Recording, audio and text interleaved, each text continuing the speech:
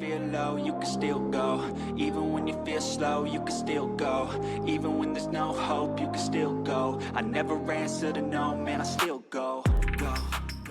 I've been covering the Layla Santinello case, and this is coming out of Kingsport, Tennessee.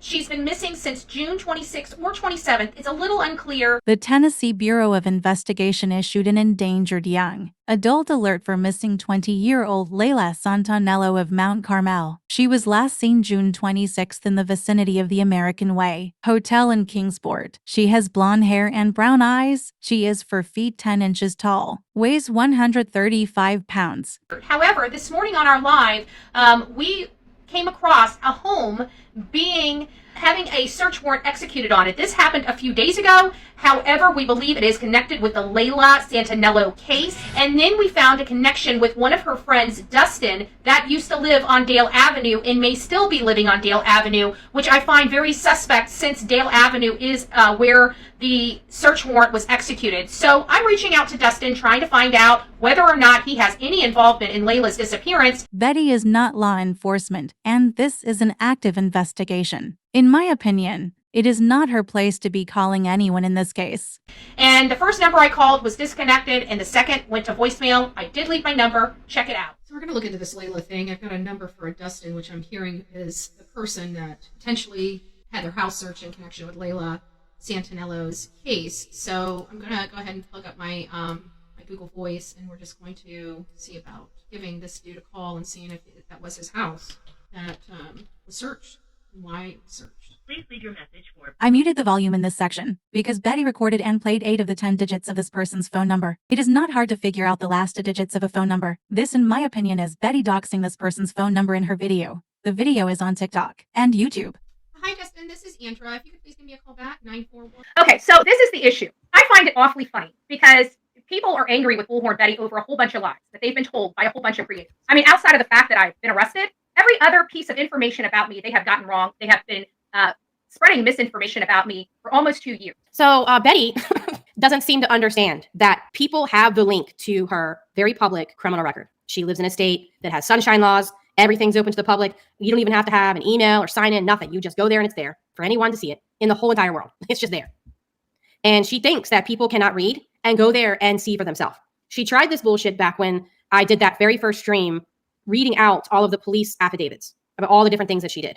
She was actually telling people that I was lying, that I wasn't actually reading it from her criminal record, that I was actually reading it from a script that I had come up with, that I had photoshopped, that I had whatever, because she thought I was going to actually show all of the paperwork and dox the fuck out of her. I did not. In fact, there were people that were kind of upset with me because I didn't show her personal information. I instead chose to show the docket, which had nothing on there, and then read the affidavits and then give people the link where they can go and look for themselves. And then there have been other times where myself and others have posted redacted screenshots of some of those affidavits. Well, there were a number of people during that time who said, oh, well, Betty told me that that's not really in there. You're lying. You're just reading something you made up. And I was like, oh, really? Okay. And so I gave them the link and I said, read it for yourself. And they came back to me a couple days later and they were like, wow, it actually does say that she was running around with no pants on. She actually did get charged with cocaine and, you know, a scale with cocaine residue on it. She did get arrested for DUI. She did get arrested for battery, like all these different things, and the strangulation, all these other things that are on her record. And so after that, you know, she really can't come back now and try to retcon the story now and say that somehow we're making it all of it up. And for those of you that are new, who are new to her or maybe haven't seen it for yourself, I highly recommend. If you cannot find the link, contact me and I will give you the link myself and you can read it for yourself. But for her to sit up here and continue to minimize what she has in fact done as recently as 2017, although she also likes to lie and say that, oh, it's been 20 years since I've been arrested. That is also not true. Again, 2017 was the last time she was arrested on her record. That's public record. So she is just trying to lie to her audience now to once again play the victim. She is, in my opinion, I think that she is, the underlying saltiness here is the fact that she's mad that Queen countersued her. And Queen has been able to raise the funds, thankfully, to pay for a lawyer so that she doesn't become, you know, another victim of Bullhorn Betty's harassment. Period. Almost 2 years. And they literally go out of their way to tell their audience these horrible things about me and literally lie to their audience, lie to them.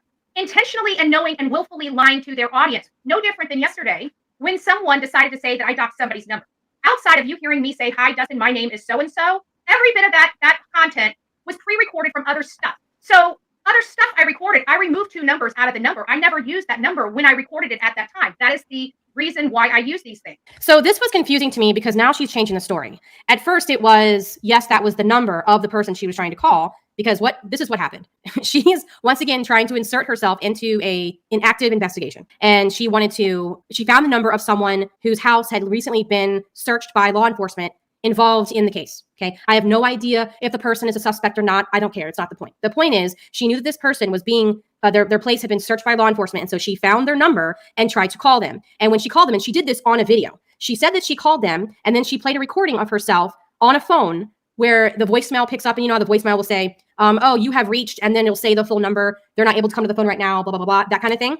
That's what she was playing. So at first it was, this is the recording and I'm not doxing because I took off the last 2 numbers. Okay. And then now apparently the story is that that's not actually his number at all. It's just a recording of some other number that she just stuck in the video. So either way, it's very dishonest, and I don't understand why the number needed to be shown at all. I mean, that's what it comes down to is I don't know whose number it is, but the fact that she felt the need to put that in a video is just wrong.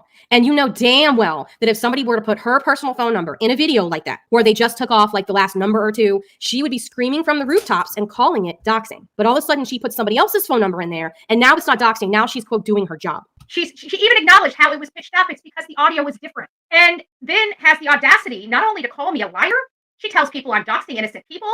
She even decides to pick up the phone and call the police department to tattletale on me not even committing a crime. I don't know anything about that part. I have no idea what Headstones did or didn't do outside of YouTube. That will be something I don't have anything to do with that. But I will say her statement that you dox innocent people is 100% a fact. You have done it to Crude's family. You have done it to Monty's family. You have done it to Queen. You've done it to many, many, many other people. You are constantly doxing new people every couple of months, claiming it's me. So this idea that somehow you don't dox, that's a lie. But it's important for her to use law enforcement resources in an open and active investigation. Yeah, she did. She posted the number on her community tab post minus like the last 2 numbers. And here's the thing about that. Okay, so a phone number can only be but so many numbers. And of course, it's only going to have 10 options per slot. It's really not that difficult to eventually figure out what the number is. I'm just going to say that.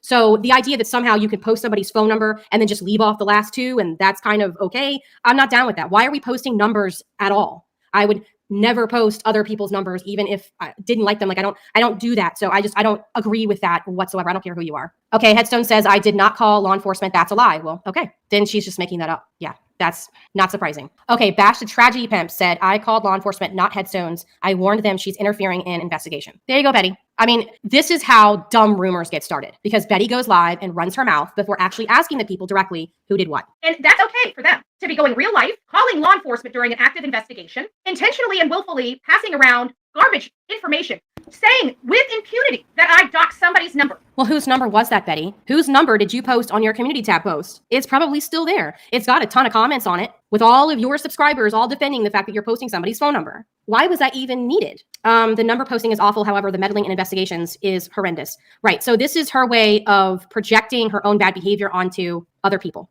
In order for you to dial numbers these days, even on your cell phone, it has to be a 10-digit number. I have never heard somebody calling somebody on a 8-digit number in my life. I could be wrong. So she gets to call the FBI on blank screen, writing grifter in her chat, taking their time away from finding really, really bad people who have done bad things. But she's going to get mad because somebody gave the police a heads up about hindering investigation. I mean, y'all see what I'm talking about.